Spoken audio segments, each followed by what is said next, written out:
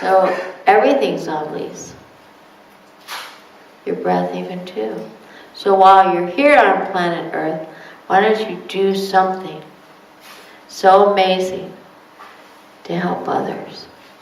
Because that's where your happiness, that's the law. Not your fame, not your fortune, not your good looks. They all go, or can go.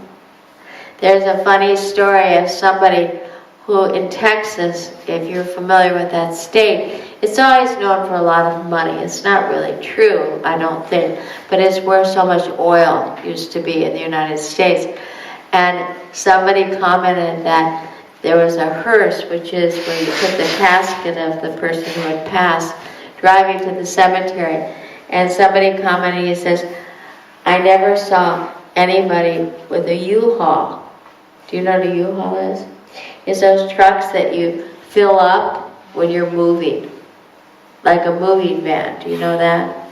Like say you're moving from Antwerp to Brussels, you need a big vehicle, a truck. So he says, I've never seen that sort of truck attached to the hearse, which means you can't take anything with you.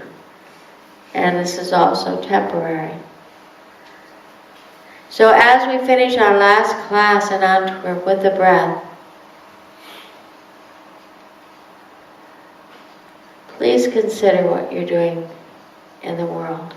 Please consider if what you're doing is helping the world or taking away. Make sure that what you do isn't exploiting other people or nature or the environment. And perhaps what you're printing or creating is the truth. You'll sleep so much better, and you'll have plenty, plenty, plenty of prosperity if you live and work in a truthful way. And that's the law. And that's the law.